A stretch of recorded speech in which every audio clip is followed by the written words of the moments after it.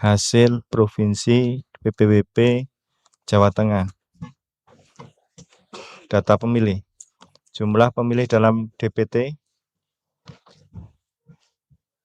laki-laki 14.113.896, perempuan 14.175.517, jumlah 28.289.413.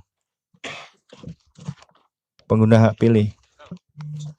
Pengguna hak pilih dalam DPT laki-laki 110.19033, perempuan 12124.094, jumlah 23.143.127.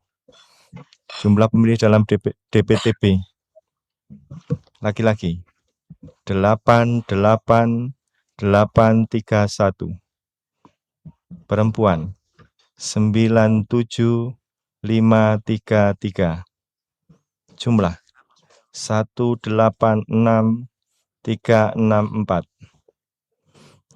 Jumlah pemilih dalam daftar pemilih khusus laki-laki 67136, perempuan 79184, jumlah 146320.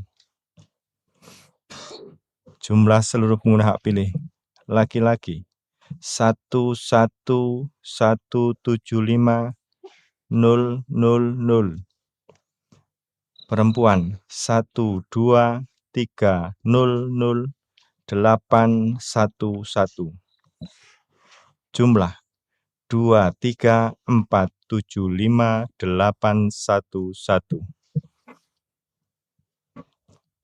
Data penggunaan surat suara.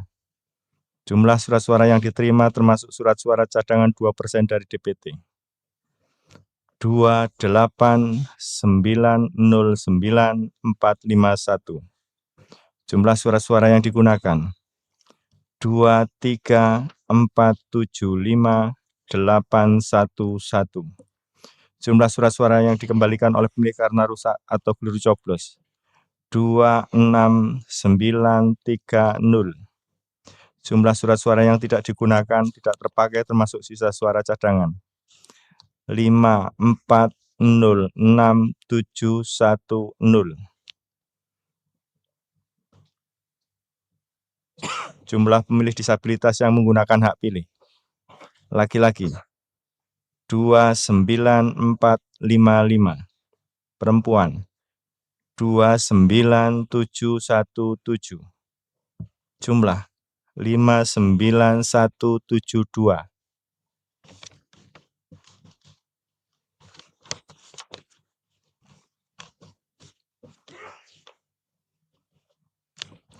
Data rincian perolehan suara pasangan calon presiden dan wakil presiden. Paslon nomor urut 1 2866373. Paslon nomor urut 2 120966454. Paslon nomor urut 3 7827335.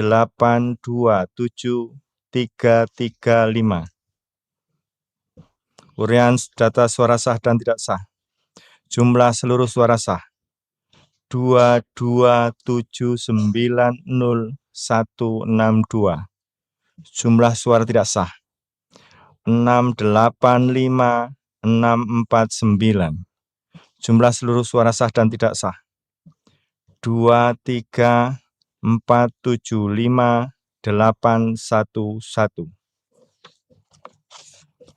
Bacaan PPWP selesai. Terima kasih. Demikian tadi pembacaan rekapitulasi hasil penghitungan suara untuk pemilu presiden dan wakil presiden di Provinsi Jawa Tengah. Dapat kita sahkan? Ya. Silakan. Terkait dengan surat suara yang dikirim, itu terjadi ada perbedaan, bisa dilihat. Itu apa penjelasan terhadap perbedaan tersebut ya? Perbedaan antara apa dengan apa nih, Mas? Yang dikirim itu kan dalam keputusan KPU 1413 itu adalah 28.912.406 ya. Sementara yang tadi disebutkan 28.909.451. Oke. Silakan Mas dijelaskan.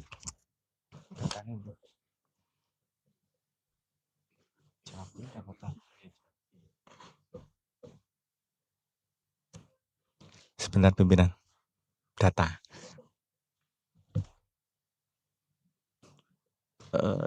Izin menyambung lagi, itu kalau dijabarkan lagi secara per kabupaten kota, dalam catatan saya dari 35 kabupaten kota hanya 2 yang sesuai, yaitu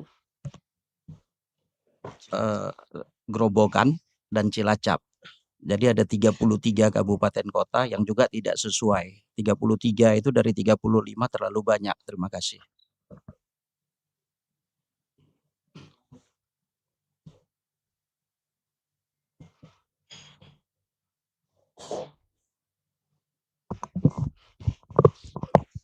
Mas Ketua dan teman-teman KPU Jawa Tengah tolong diperhatikan ya. Nanti pertanyaan saya dicatat dan disiapkan penjelasannya ya. Yang pertama, alamat pengiriman surat suara untuk pemilu presiden dari KPU Pusat kepada KPU Kabupaten Kota, betul ya? Nah, tolong nanti disiapkan 35 kabupaten kota itu berita acara terimanya. Ya, serah terima. Yang diterima berapa menurut berita acara itu. Yang kedua, setelah itu kan disortir oleh masing-masing kabupaten kota. Nah, sortirnya itu ada 2 kemungkinannya nih. Kemungkinan pertama kelebihan, kemungkinan kedua kekurangan. Nah, yang kedua, disortir itu juga ada yang tidak masuk kategori layak digunakan. Nah, berdasarkan itu di 35 kabupaten kota itu petanya ya, di kabupaten kota mana saja yang kurang penerimaannya. Yang kedua, setelah disortir yang kemudian dianggap tidak layak itu di masing-masing kabupaten kota untuk pemilu presiden, berapa jumlahnya di kabupaten mana saja, kabupaten kota mana saja. Nah, itu kan kalau yang jumlahnya kurang, minta tambahan kan? Ya. Kalau yang setelah disortir ada yang tidak layak, minta diganti. Nah, surat permohonannya kepada KPU Pusat juga nanti disiapkan. Nah, yang berikutnya, berdasarkan surat itu kan KPU Pusat mengirim surat suara untuk kekurangan atau pengganti. Dan juga ada tanda terimanya. Berarti kan ada 3 nih. Terima pertama, yang kedua hasil sortir kemudian minta tambahan atau pengganti, yang ketiga berita acara penerimaannya. Ya. Nah, itu kan disortir lagi nih sebelum masuk kotak suara. Lalu masuk kategori surat suara, misalkan ya yang tadi yang setelah disortir tadi kan yang masuk kategori surat suara rusak dan seterusnya yang kemudian harus dimusnahkan sebelum hari H. Itu kan juga ada berita acaranya. Ya. Nah, itu berarti yang keempat ya, dokumen yang keempat. Kemudian dokumen yang kelima itu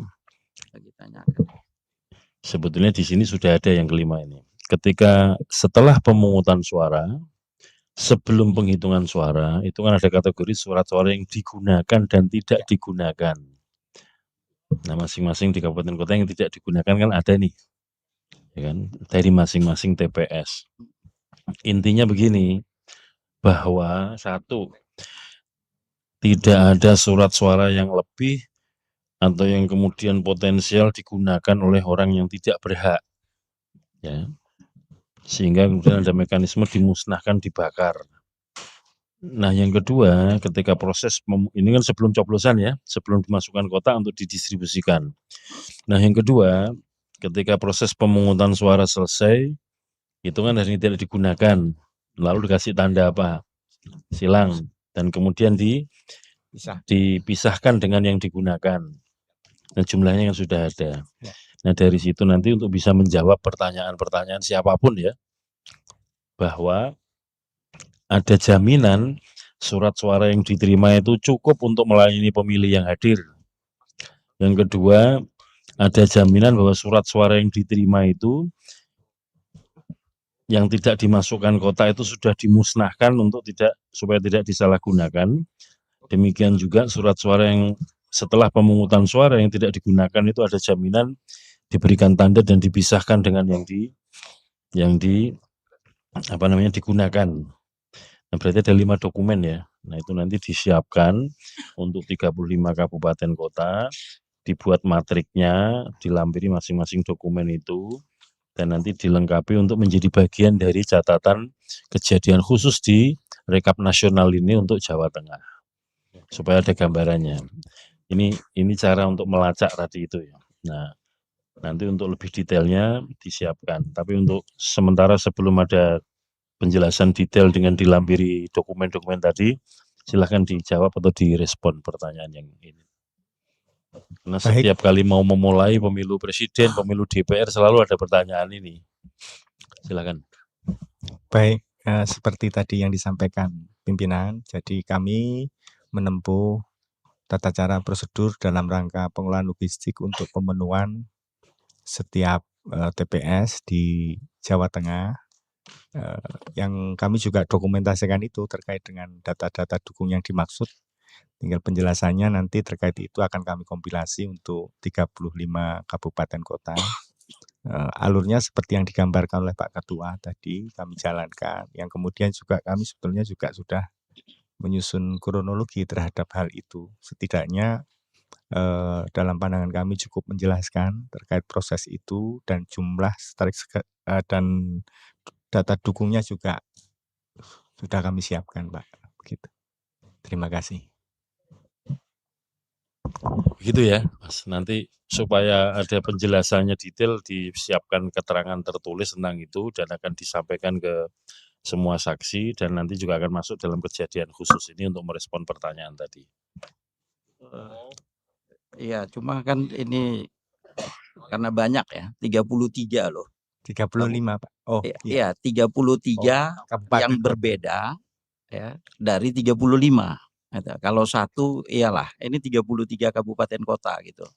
Jadi kalau ini kita nggak mendapatkan penjelasan, ya itu yang kita bahas berarti kan ya perbedaan itu sangat signifikan gitu, Pak. Gitu. Kemudian Saya kira kok tidak begitu ya. Yang akan kita hitung di sini yang perolehan suara kan basisnya surat suara yang digunakan. Nah, itu. Iya, artinya kita ini kan meminta penjelasan ya Ya. terhadap perbedaan itu. Ya. Itu satu. Yang kedua, Pak, ada surat yang tim kami ajukan kepada KPU termasuk kepada Bawaslu ya, terkait dengan dugaan terkait dengan data pemilih.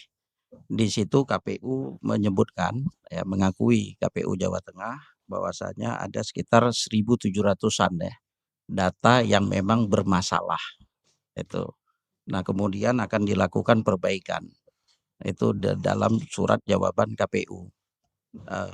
Pertanyaan kami karena di situ disebutkan adalah mengakui adanya 1.780 data yang bermasalah dan ada perbaikan yang dilakukan. Pertanyaannya adalah apakah perbaikan itu sudah dilakukan ya, dan data yang mana yang sudah diperbaikin itu.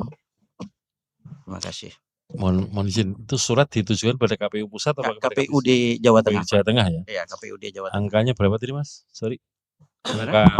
Angka yang disebut bermasalah. Angka yang diakui oleh KPUD Jawa Tengah dalam jawabannya itu adalah sekitar 1.780 data yang memang itu adalah bermasalah Oke. dan kemudian akan memperbaiki data tersebut. Oke. Nah, yang saya Peristiwanya kapan kira-kira Mas? surat itu dikirim Bulan 13 hari bulan ya, 13 Februari itu ya. sehari sebelum coblosan ya. Iya. Silakan KPU Jawa Tengah menjelaskan ini. Baik, terima kasih. Jadi yang disebutkan tadi angka sebetulnya kan laporan ke Bawaslu terkait dengan 503.000 sekian pemilih di Jawa Tengah yang bahasanya invalid begitu Pak. Dan kemudian pada saat kami pleno hari kedua pun sudah ada putusan Bawaslu terhadap aduan itu. Nah, putusan Bawaslu itu karena kebetulan pas pleno hari kedua Pak. Jadi ada Pak Muslim mungkin nanti akan menyampaikan terhadap putusan itu. Saya juga belum baca Pak Ketua. Ya, silakan dijelaskan. Oh. Silakan. Tutup poin aja ya, yang dilaporkan apa, kemudian ada putusannya apa, kemudian apa yang dikerjakan KPU Provinsi Jawa Tengah terhadap putusan tersebut. Silakan. Iya. Terima kasih pimpinan, menjawab langsung aja bahwa apa yang disampaikan oleh saksi benar. Ada tim dari paslon 1 ya, kemudian menyampaikan surat kepada KPU berisi dugaan data pemilih yang bermasalah. Di sana sesungguhnya kita sudah jawab secara menyeluruh, tetapi bahkan jawaban itu digelar dalam satu forum klarifikasi. Dari jawaban itu, dari tim itu menganggap belum selesai, sampai akhirnya menyampaikan ke Bawaslu sebagai bagian dari laporan pelanggaran administrasi. Kita ikuti berproses di Bawaslu, terakhir putusan Bawaslu memutuskan bahwa tidak terjadi. Tanggal 6 Maret 2024, persis pertama kita melaksanakan rekap di provinsi. Jadi peristiwanya putusan itu setelah coblosan ya berarti ya? Setelah coblosan. Oke. Terus iya. putusannya tadi apa isinya? Putusannya Bawaslu adalah bahwa KPU terbukti tidak melanggar perbuatan